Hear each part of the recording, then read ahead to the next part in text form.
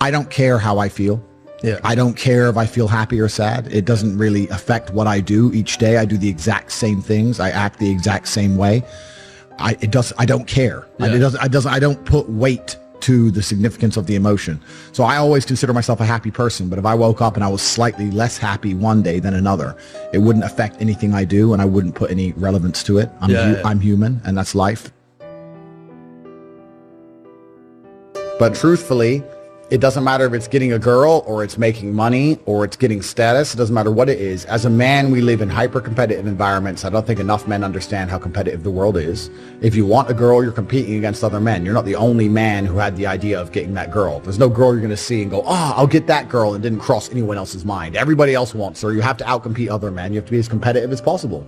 You have to be as successful as possible in all realms. You have to be as good-looking, as funny, as smart, as spontaneous, as interesting, as charismatic, as rich as possible. You need to try very hard to be your absolute best. And as you become a better man, you'll crack through different tiers of attractiveness, and eventually you get to the top and you'll be able to have any girl you want. But the truth is, I have a lot of guys ask me, similar to your question, a guy will come to me and go, how do I get a girl? I'm like, bro, you're a loser. Yeah, but I know, but how do I get a girl? Well, you're a fucking loser. You're a loser. Why are you asking me? It's like saying, how do I win a race with a push bike? You're racing Ferraris. What do you want me to do? Yeah. There's only so much you can do. There's only so hard you can pedal. There's only so many tricks and tips. There's only so many game things you can say, so many pickup lines. If you're a loser, it's going to be very, very difficult, and it's going to get harder and harder. The game is rigged to become harder and harder for men. It's not getting easier. It's going the other way. And if you're going to be on a racetrack and there's going to be Ferraris there, and you're going to be on a pedal bike or in a Nissan, you're going to get smoked.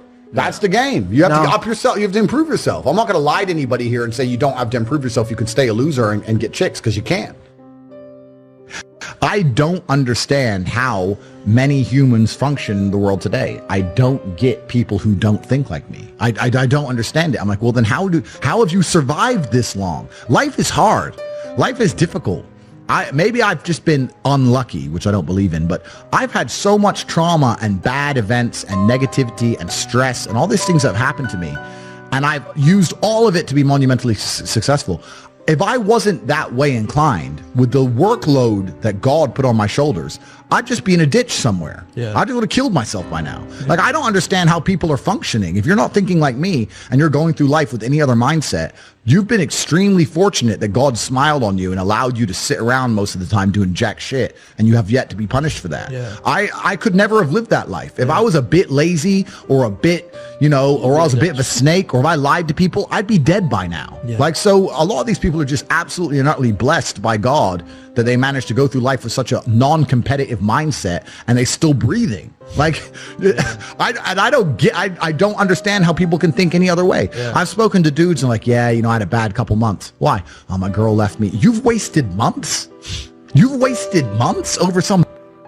Like, you had think of how much God loves you to have given you the grace and given you the opportunity to waste months of human time over some chick. Like, talk about blessed head to toe. If I waste months, empires are going to collapse. I'm going to end up in a cell or dead if I waste months. I have things to do every single day. I can't waste a second. Like, these people are just absolutely infinitely blessed, and their mindset is a product of that, because they're spoiled children. Absolutely spoiled children. If you're going through life with any other mindset besides a hyper-competitive one, where you are capable of competing with some of the most dangerous men on the planet in all their forms, me and my network, and also my competitors. If you don't have that mindset, then you have to understand that you are spoiled. Yeah. You're spoiled by your reality, because there's a whole bunch of people out here daily who fail. There are men out here who fail daily, and they have yet to feel the true consequence for it. They fail to go to the gym when they know they should have gone to the gym. They fail because they forgot their keys and it took them 10 minutes to find them. They fail because they replied to a question they got sent on WhatsApp the wrong way. They fail because they didn't smile when they were supposed to. They didn't say please and thank you to that person who helped them. They fail because they didn't say hi to that girl who's looking at them out the corner of their eye. They just fail perpetually. They go through life missing every opportunity and just failing. And somehow we've built a society which is so soft, and God is so giving and so graceful, that they still have a place to eat and somewhere to sleep, and they're still surviving. That shows how nice God is. Yeah. Because before this society, truthfully, if you were that level of failure, you would be dead. Survival of the fittest. It's survival of the fittest. And none of these men out here are fit. No. Their mindset isn't fit. Their reality isn't fit. They're failures. They're failures. Yeah. And they're just failing every single day. I'm like, oh, but tomorrow I'll go to the gym. Yeah. You've been failing your whole life. That's all you've done is fail. And then you sit and wonder why people like me absolutely and utterly outcompete you. It is so easy to become a top tier male in the world today because the competition is so ridiculously low. There are 2% killers like me, and everybody else is amateur. Head to toe amateur. They can't even pay attention to anything. They can't try anything. They're amateurs. And it's really mind-blowing to me because I've tried with all of my computational power to imagine having a mindset different to mine. And I just can't see a reality worth having. I can't see a reality worth living. I can't see how you're going to build a life worth experiencing if you have any other mindset. I can't see it. Yeah. I've never met somebody with a fantastic life who did not completely and utterly believe in themselves. I've never seen somebody massively succeed and they didn't believe in themselves, ever. I've never seen somebody who just allows life to happen to them and become blown off course by some sadness, end up doing massively monumental and important things. I've never seen it. It's never happened. It does, and it's never going to happen. If I'm unhappy with something and I'm uncomfortable with something, I fix it. Yeah. That's endless motivation, which I don't truly believe in as a concept, but that's endless fuel for the fire. Right. If I was unhappy with something about myself, regardless of what it was, I would be able to take all of that discomfort and turn it into endless energy to get the problem fixed. Yeah, exactly. But these people seem to It's okay to be unhappy. Yeah, well, these people seem to sit and say, I'm really unhappy with X, but then stay doing X. So I don't believe they're truly actually unhappy. What you'll notice if you live life long enough is that somebody will sit and say to you, I'm unhappy being a loser. You say, why are you a loser? I just sit at home and play video games 7 days a week. And you're like, okay. And maybe 3 days of the week, they're unhappy doing that. Yeah. And that's the time they email you, and that's the time they want to make a change. But 4 days of the week, they don't really, it doesn't really bother them. Yeah. It doesn't really bother them. Because if it bothered them 7 days a week, guess what? They would fix it. Correct. Yeah. So I have very little sympathy for people. And that's not because I'm not a nice person, but it's because I've been so hard on myself and I've been through so many things that were difficult, and I've been through so much pain and trauma myself, some of it self-inflicted, some of it given to me by God to make me a better person.